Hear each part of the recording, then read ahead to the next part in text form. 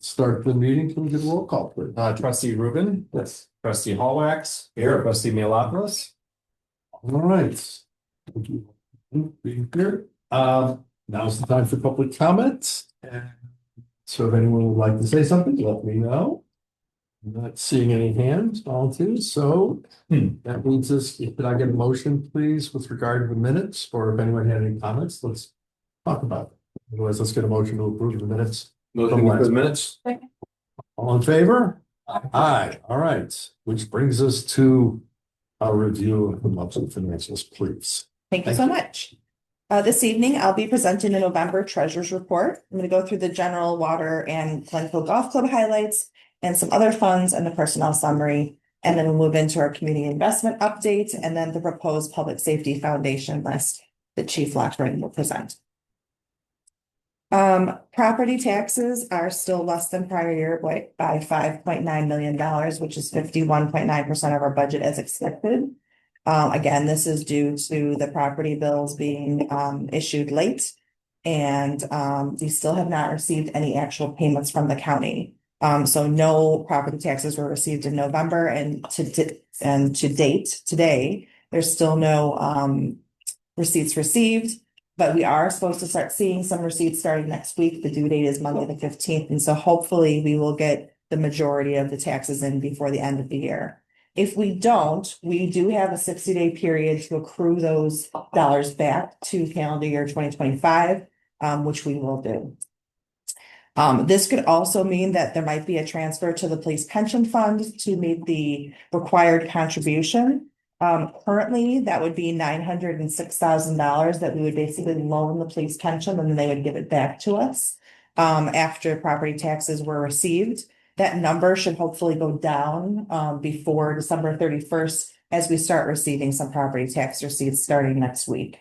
So hopefully, if we do have to make a transfer, it will be a lot less than a $906,000 number. Is there anything to do with the first dollars of real estate taxes received can be allocated to that? No, because it's already reflected in our financials. So it's already in the fund and already counted towards the contribution. But I'm saying in terms of you're saying you have to move cash around. Correct. Is there any? If we'd gotten all our taxes in, the money would have come from that. Correct. Right? Yes. So we get whatever, $1 million, more than the 900. Can we call that the 900 and not have to do what you suggested? Absolutely. That's what I'm saying. Can we use our first dollars? Yeah, of course we can. Oh, okay. Yes. Thank you. We Got can. Okay. Which we'll monitor that as we see those funds coming through. We were under the impression we may have already seen some this week, and tomorrow could be a day where they get a dispersal. And so we'll monitor that depending upon what we see, how much we get. And just to remind the committee, we had this happen 2 years ago when the bills were late. And at that point in time, I think we only loaned $238,000. And then we quickly were able to recover and have the fund pay us back. So we've done this before. The police pension board is aware of it. We updated them at the October meeting that this could be a possibility. And they have approved it. Okay, great. Thanks. No problem. Sales tax is more than prior year and the monthly budget. So this is for August sales that reported in November, and they're at 102.9% of budget. Sales are still running high due to the reclassification from the use tax that we've previously talked about. Ambulance fees and sewer charges are also higher than prior year and monthly budget. And we'll move into the expenditures. Expenditures are higher than the prior year, but only at 80.7% of the budget. Where we would typically be at 91.1%, so it's less than that, which is good. The annual revenue projection for the general fund is currently at $1.2 million over budget. That's just revenue. If we added the expenses versus revenue, the general fund is showing a deficit of $910,000. We did have a planned drawdown of $4.8 million, and the reason for the difference between the 910 and the 4.8 is due to some delays of the general fund capital projects that we have, such as the vehicle charging stations and some technology capital projects that were budgeted in general as well. And then also because we had that surplus in general of the 1.2 million. And then fund reserves at month end And pardon me, and that this also assumes that all property taxes are received in December. We have not forecasted as of right now that we're not receiving all of them in December. And then fund reserves at month end are $10.6 million, which is 39.6%. Moving on to the water fund, volumetric revenue is higher than the prior year and at 105.3% of our budget, showing $292,000 over budget. Fixed charge revenue is higher than the prior year and at 90.2% of budget, right on target, showing a surplus of $21,000. Expenditures in the water fund are higher than prior year, but only at 78.2% of budget. And a little bit of that is due to we're finishing up that Dundee Road project, and then also some payments haven't been made yet out the door for lead service line reimbursements. Looking at just the revenue only performance in the water fund, we're at a surplus of $657,000. If you add in the expenses to that, the water fund showing a deficit of $1.7 million. And we did have a planned drawdown of $2.8 million. Again, that's due to being a little bit over budget in our revenue, and then some of those receipts that haven't quite come in yet at the end of the year. Fund reserve at the month end is $3.2 million, which is 49.2%. In Sal's absence tonight, me and Monica will go through the golf fund for you. So just a few updates that Sal would like me to share with you is that November was a financially successful month, with revenues exceeding budget by 70% and rounds exceeding the budget by 29%. Riding carts were cut off as of November 7th due to the parking lot construction, but they actually also exceeded their monthly budget. Annual rounds were 14% over budget at 40,741. A very successful season despite the temporary facilities and construction disruptions. Another thing that when I was looking at the finances with Nikki earlier this week is that even though we budgeted less revenue, we have actually made more, and that's why you see on your chart here that we're year-to-date is all green and positive, is that we've actually come in over our budget in revenues in every single category due to we forecasted thinking that there would be a lot more impact from the construction, but we actually didn't have that much of an impact, and so we were able to come in over budget with our revenues. And I will turn it over to Monica for the construction updates. So I'll break the construction updates into two parts for the active house building. They started on some of the underground plumbing, and the perimeter walls and the full form metal trusses will be completed within the next 4 weeks. Those items are critical to help with winterization of the building. ComEd has been able to set their new transformer, which is also a key component to helping with the winterization. And the geothermal field piping has all been installed. It's just the final connections, and I've mentioned that clubhouse still pending. For the site work, 80% of the parking lot lighting has been completed. So the remaining 20% will continue as weather allows. But the binder course, first layer of the asphalt in the parking lot has been laid. The final layer will then spray. Questions on construction? If you haven't been out there, it's worth just take a loop through. The parking lot is in its final footprint form, and so you can see that, including both entrances. The reconfigured east entrance is in place, and do have an ongoing conversation with the resident across the street from it. And what I shared with her last time we spoke was, let's let the building finish. Let's not predict that we're going to have a headlight problem. We don't think we will based off of the new alignment. But if so, we may work with her with some additional greenery in the public right of way across the street from the parking lot. One point I wanted to also share with this group, which is not particularly good news, relates to our permit from the Cook County Building Department. So just to draw a picture for all of you as a reminder on the various different governmental entities that have a role in this project. Obviously, Village does. The Forest Preserve District, which you're all well aware of, which is a separate unit of government from Cook County. Cook County has building code jurisdiction over any building constructed on Forest Preserve District property. So they have been reviewing and approving building plans, and that the building is being constructed to Cook County building codes, as is required by statute. There's also the Metropolitan Water Reclamation District, which is permitting all of the stormwater work. So we have 4 units of government that have an oversight component relative to this. Bad news that I had hoped not to have to deliver is that there is a fee that goes along with the issuance of the permit from Cook County, the building permit from Cook County.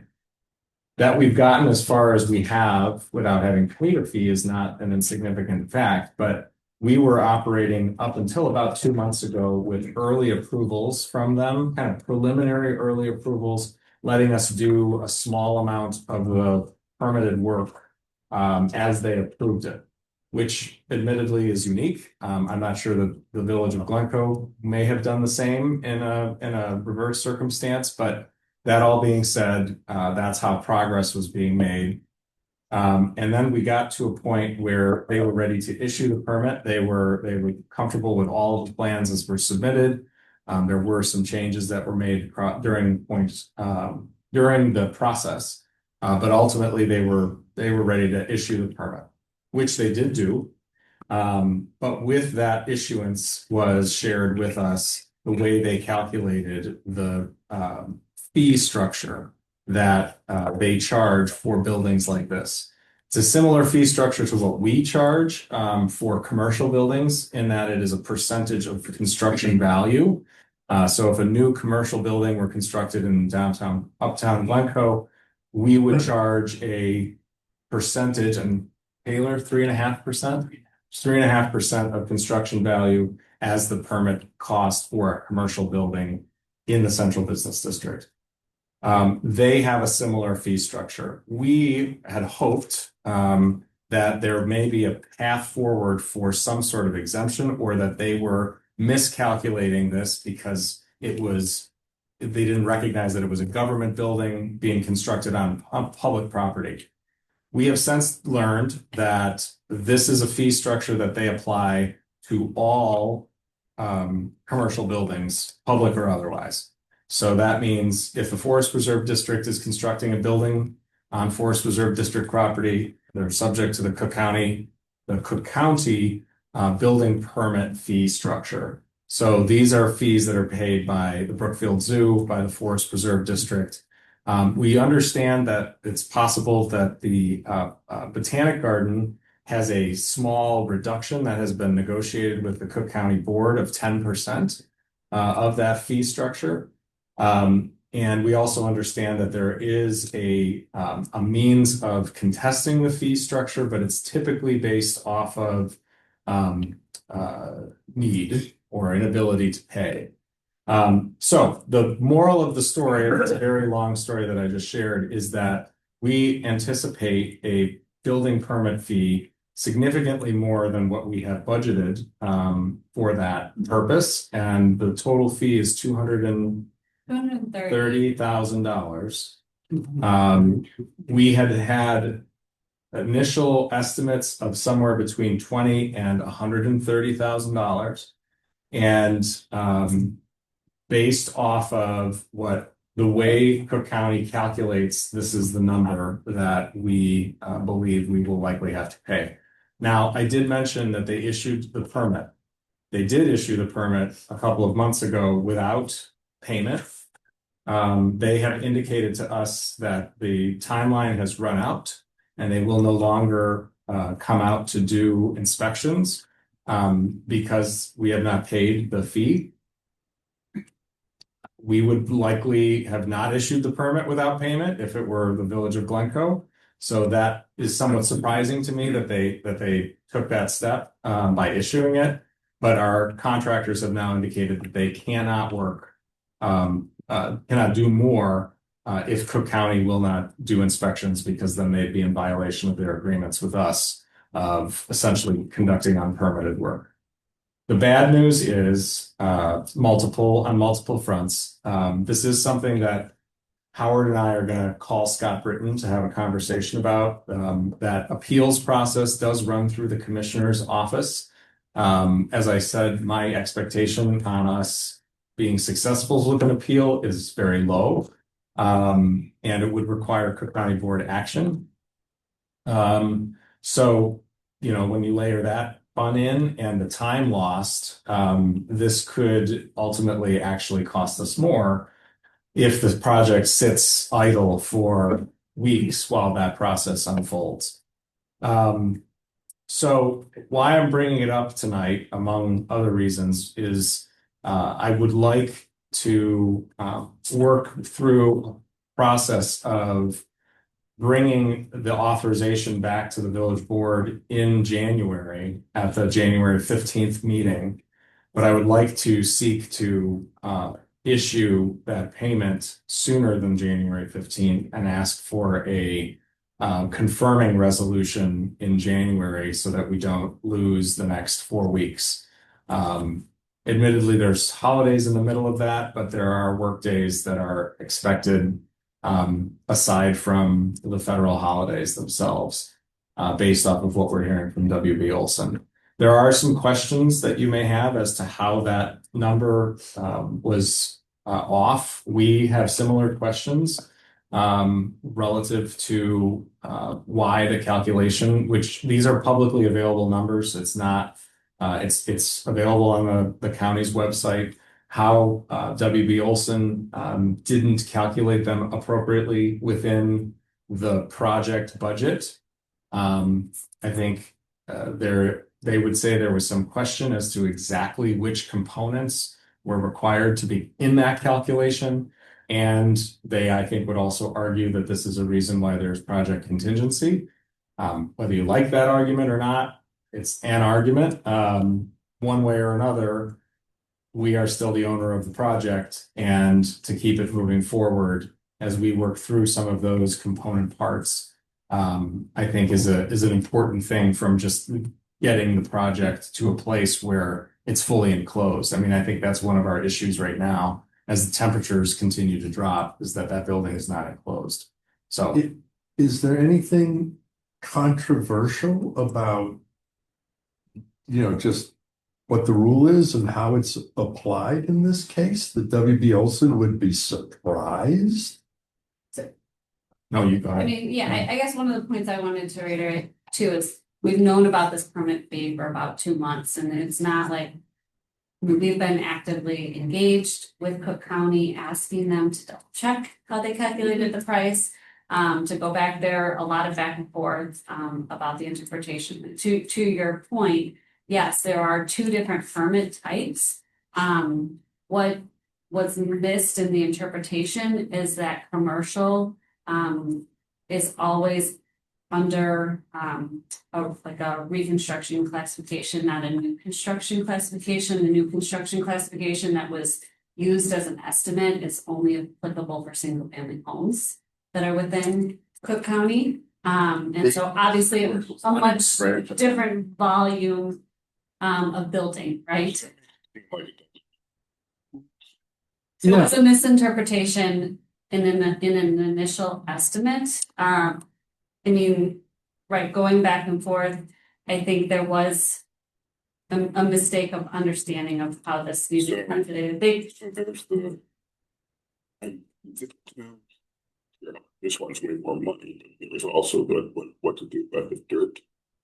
So we should keep track. Oh, and we are, and I, to clarify the village president's comment, there was some question as to the total project budget and disposal of some of the spoils on the project site. I think there was an expectation that more of those spoils could be disposed of on the property than was possible. And look, this is a project that will have change orders for legitimate reasons. And you may see some of those early next year as well, in terms of something that has to be adjusted once you're in the field and you see that. That's more legitimate. I think we are still in that same camp as what you just articulated, is that this is an error on WB's part. That we want to work through with them and understand how that's possible. At the same time, that is a process that we have been to some degree working through, and I don't want the project to stop. We still have, Right. we, While yeah, we yeah, work if through the those county is the things. county, Yeah. Right, WBLC and WBLC. Right. We gotta keep the show Right. going. It's obviously infuriating Yeah. that we're probably north of 500K paying the county for putting a building on the county golf course. Which are, Correct. you know, trees in the spot. right, yes. Right. It's all infuriating, but we obviously gotta pay. So we pay it and then we go back and work it out with WBLs. Well, I'll continue to work through it with WB. Yeah. And talk to Scott Britton about whether we can get the 10%. Yeah. We can't, you know. Well, I'd support this, please. I just wanted to add.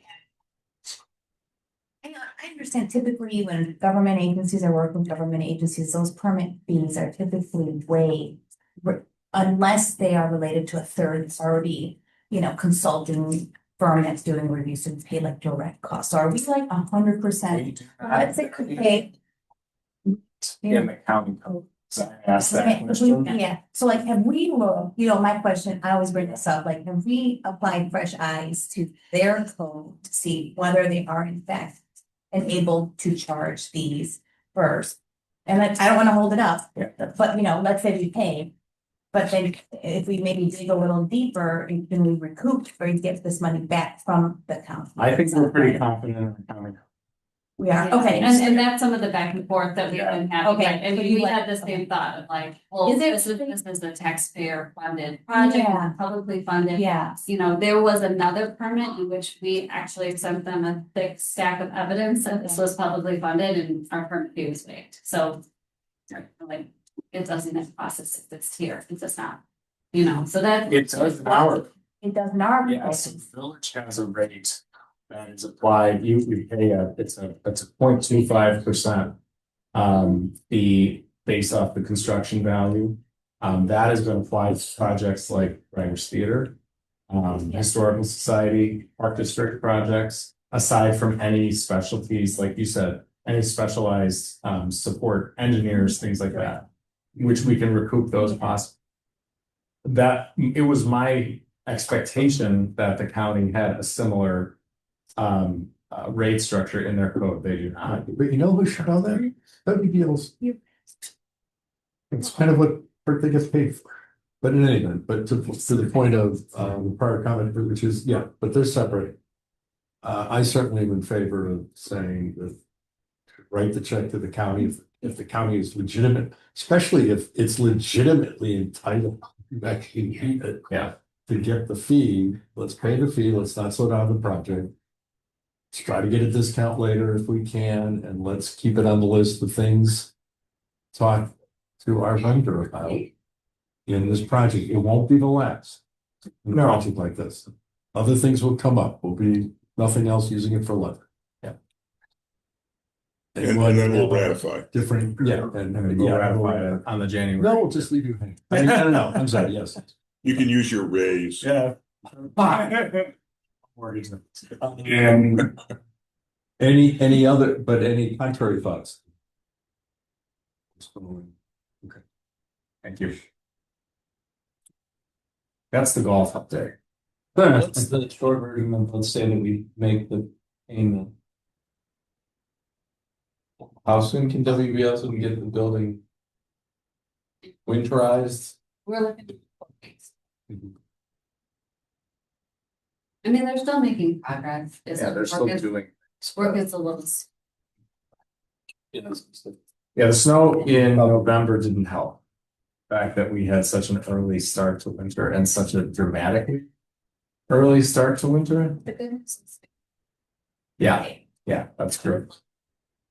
big. Closing the building.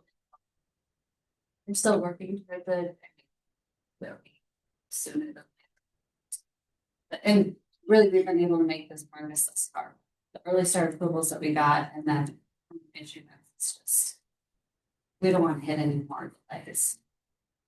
Yeah, I was gratified to see them finish the vast majority of the geothermal field as well. I mean, they're big components of the project. So when you get to that place where all that directional boring is done, that's a good thing. Especially before the deep freeze comes up.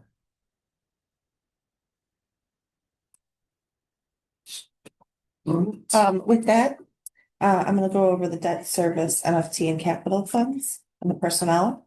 So as expected, we have made all of our debt service payments as of the November board meeting. Capital projects fund expenditures are at 24.7% of budget. Again, this is based on timing of some of the projects and their payments that are gonna be made here at the end of the year. And also, a large portion of the golf project obviously hasn't been completed this year, and so those funds will roll over into the next year's budget. For our motor fuel tax fund, our expenditures are at 104.8% of budget, which is on target. We are going to have tonight on the agenda the budget amendment and appropriations related to the calendar year 2025. And in that budget amendment, it does amend the MFT fund specifically for the overages that were related to additional equipment needed for some of the items that we've discussed previously. And then pension funds are right on target at 90.8% for police and 91.1% for fire. And then personnel costs, again, we have increase in salaries and then the pension contributions lagging as expected due to the property tax delay. Moving on to economic indicators. We still have a little bit of an uncertain employment environment. We have had no new communications on tariffs or any price increases, which is good news. And then our commodities are lower than prior year and at 79.1% of budget, and our contractual services are lower than prior year and at 87.7% of budget, which again, we should be around 91%. And then arbitrage, we have no new update this evening. That did drop rates this week. Some indication that this may be the last one they do for a while, so we'll see. We'll keep monitoring that.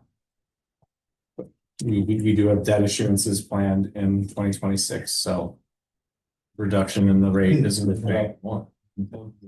Yeah. Just another economic item to note is that the CPI information that's normally issued monthly has been delayed because of the federal shutdown. So last month and this month, there hasn't been a number released yet. And then for this evening, for the village board agenda, just to remind you of what's on the agenda, like I just said, we have the end of year budget amendment with appropriations amendment. This is the last time we'll be doing anything with appropriations because of passing that budget officer approval last month. And so you will see another budget amendment come before you in January, and that will be to amend the 2026 budget for items that are rolling over, which will be capital related. But we will not have appropriations going forward because we now have the budget officer system. Right now that appropriations, we still are doing it for 2025, and that ensures that we are we are within our legal compliance by fund level for all of the expenditures in the 2025 budget. Then we also have the multi-year contract list. This is the annual approval of ongoing contracts in excess of $35,000, which is Phil's new authority level as of June of this year. And so that just to make sure that you're aware of contracts that may not have come before the board this year, may have come last year, or are going to come next year, that you're just aware that those are out there. And then we have the annual abatement ordinance for the water fund debt. This is to help reduce the property tax levy, and basically we're paying what would normally be passed on to the taxpayers' tax bill because of GEO bond issuances. We abate those taxes and we use the water fund balance to pay those. And so that abatement will be on the board agenda this evening as well. Quick question. Yes. I know we are going to approve the ongoing contracts in excess of 35,000. Now that we're home rule, is that still required? It's not. It's never been required. Oh, really. right. We've always done it as a belt and suspenders approach. It is, I think, over and above what we would in any case have to do, but I like it from the standpoint of as boards change and these relationships in some cases are decades long. It's a good annual check-in from both the board and the staff's perspective to make sure that those contracts are still appropriate. It is a total belt and suspenders approach. Okay. But Well, it's fine. yeah. It's not a bad thing. Mhm. Good question though. Informationally, I think it's fine. I just don't legally require. Okay. Yeah. Thank you. And so I'll pass it on to Monica so that she can do our community investment update. Right. So the updates for December, I've split into two separate categories. The first one is for approvals associated with calendar year 2025. That one is a change order for the Dundee Road water main replacement. I want to be clear that this is for the construction engineering support with HLR. This is not a change order for our contractor. And really the reason for this is they've had to spend quite a bit. Well, correct. Yeah. They've had to spend quite a bit of additional time out there, more than what was anticipated with our original contract amount. And so some of these costs we are going to be going back to the contractor for, specifically when it came to items where they failed to meet the contract. So additional time spent there. So we've kind of calculated those out. Those will be held from the retainage. But this is to make sure that they are still getting paid all of what they are. Any questions on that in Georgia? There is one change to the calendar for December. I was anticipating a potential change order coming before you this month for the clubhouse. This is in relationship to the architectural services with FGNA. I'm still working through just communication with them, trying to get a better understanding of what all is for. So it's just been a misalignment of schedules. So we just need to find time to connect. And so that got pushed back until January of next year, hopefully. The second category of approvals are for the calendar year 2026. So the items that will be coming for you tonight for approval is the second phase of the stormwater master planning that is with Baxter and Woodman. We always knew this was a 2-year project. And the second phase of that is really going to focus more on the results of the inundation maps that we put together, the hydraulic modeling, and then looking at our policies and our ordinance and figuring out how we can make updates to those to make our community more resilient to future water events.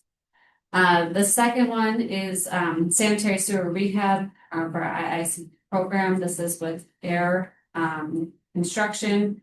It's for the sanitary sewer lining contract. The construction work that we didn't complete this year. Since we already have it scoped and we know what we're going to do, we're awarding that contract so that they can hit the ground running, whether the meeting schedule will be next year. And then the last is a set of purchase approvals for all of the vehicle equipment or vehicle purchases on the 2026 calendar year. So that is for grappler truck number 37, a dump truck number 42, supervisor's pickup truck number 14, as well as a public safety patrol number 62. Any questions on 26 items? The last item I just wanted to talk about is we did include our draft, and I will say capital draft of the 2026 CIP calendar. A lot of these we're still kind of sorting out and figuring out how the year is going to flow, but we kind of put our best guess forward as to what we think, how those projects are going to lay out. But I think there might be a couple more final tweaks and edits, shifting things here and there before we hit the ground in January. Plethora of pink cells going forward. Any questions on 2026 calendar? I just want to say, thank you. I really appreciate you almost read my mind, but I saw this in the past. Genuinely good to see. 2026, I know you're thinking about it, but it's nice to see in this kind of visual line.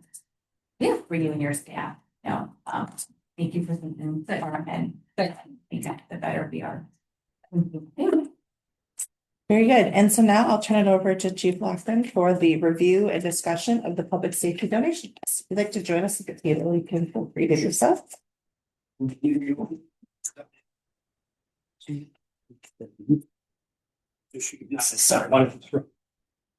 thank you very much. In your hard packet, pages 62 through 66 is resubmission of the previous list. Provided with additional context of the brief description for your convenience. It's considered the rating, listing each item in order of precedence was considered with the increase of operational efficiency and safety of departments, betterment of staff. I don't mean to interrupt, but anybody else do you want a copy of it, Dudley? Look at it. Suspect they all have it committed to them. Yes. Number 4, what is it? It's the one after 3. Here we go. Please, yes. That's just the for you. Absolutely, no, but it's a perfect lawyer answer. It's absolutely accurate. It tells you nothing. For additional context, just moments ago, I checked to verify and still have not yet received information back from federal partners if there's approval of grant monies for our funds. So they have not yet listed that. So we're still hopeful. You know, In Illinois. there are some unwritten challenges. But if anyone has any questions. I guess the question is, what is going to be the ask of the foundation? The number one ask is listed as the votes and in that order. I last spoke with members of their board. They're very eager to support a number of different initiatives, but they want to rally around one big ticket item, if you would. So you can use it as a fundraising, as a fundraising center, which is. What are the other initiatives that they're? As listed, Okay. Express particular or that is a budgetary issue with Coast Guard. So for everyone's information, Coast Guard previously used to operate 75% of the year out of their combined base of operations off of Navy Pier between Chicago Police Department, Chicago Fire Department, Coast Guard, and the Illinois Department of Natural Resources. They would have typically round the year response capabilities. They've since all but abandoned that position. They now operate far north of this position.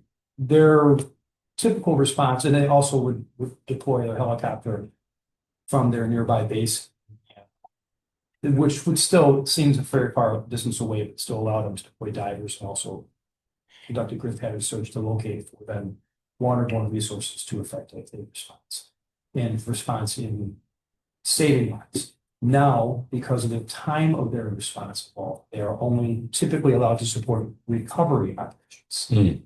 Their difference is recovery operations for the distance for remains. They have offered, though, gave us a lengthy outline of how they can help us track cell phones again to help you recover from these, unfortunately. That puts the burden on local municipalities, as we are part of that mutual task force that does provide as a lakefront partner, inject personnel very rapidly with our boat. We respond to the station, recover the boat, a crewman boat and trailer can be towed by any of our police vehicles, then deploy south to docks, and it could be put the boat in water and then work their way up. That in conjunction with boats from Highland Park and potentially Winnetka that can converge in the area. We deploy regularly as part of responses to falls on the lakefront, but also we have a unique concern. Again, to remind everyone, we also have to conduct waterline operations in these scope of the community.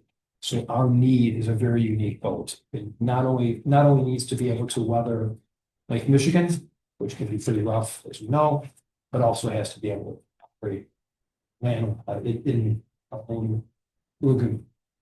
So it can't be too big. And as a public safety diver, we not only are involved in rescue operations, but also potential events. So it's a very unique niche. Sorry. But that's the idea. Secondarily, they would really like to, and it's a strong morale issue, is they want to support, structure for scholarships for children with public safety. That's number 2. We're grateful for everything they're doing. Certainly are. Yeah, okay, so this, I mean, there's, this is our priority list, this is any The discussion with them Or or? recommended priority list, and Okay, they are aware. okay.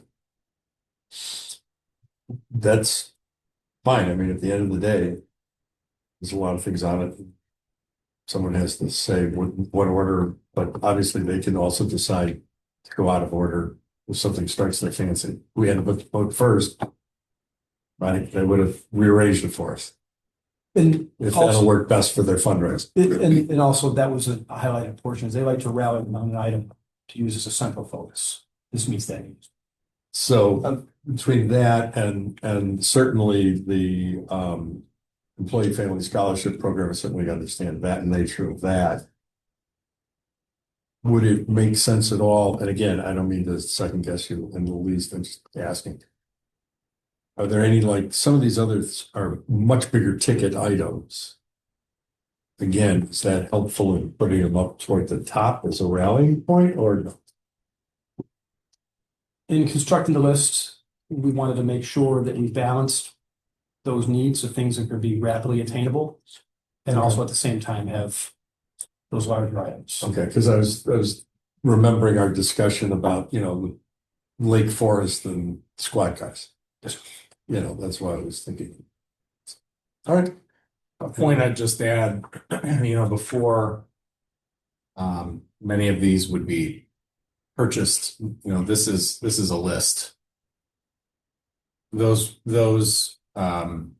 donations come back to this committee again when they're interested in making them. And then, for instance, on the boat would be purchased by the village with reimbursements from the foundation. So these are things that will come back to the village board. So it's not like this is the last time you're seeing it. Oh, That's just a reminder for the whole group is that this is a step we've not done before. No, this is to try to establish something that carries forward comfort for the elected body and kind of a structure for the foundation, but then our donation policy kicks in. So we still have those kind of check-in points along the way. Well, I kind of view this document, I don't want to use the term marketing, but fundraising. This is, right, being used in connection with the foundation's fundraising efforts. And so I wanted to look at it in that light. Yeah. I mean, obviously, there's nothing on there that anybody here, I think, would object to. It's not like that. It's quite the contrary. So I was just wondering, that's why, we're talking about prioritizing the list and trying to make it to put it in, from their point of view, the people that are going to be going out doing the fundraising, if we thought about what they want it to be. And the answer is yes, and we put the boat up front, et cetera, but item 2, the employee scholarship, that ringing forward with someone, God bless. Well, and I would say that the benefit of particularly the first item is that it's also a need that we have, right? So it has the dual benefit of being something that the village actually will derive benefit from. And they can use as a fundraising effort, so. Would they like to buy a fire truck? It's on the list. It's a little, got a couple more zeros on it. I will say it has been discussed. The whole That is a thing. larger goal as they would have loved. That's before. They really enjoy the project. As a whole. All right, very good. Question? Yes, please. I'm on the board of a foundation. And could we pick and choose one of these things to promote? Or would it, and then could that be approved by the village again, but is this sort of a shopping list? It's entirely up to you to make the recommendation. Yeah, I could pass on the information to them and ultimately, I would be to.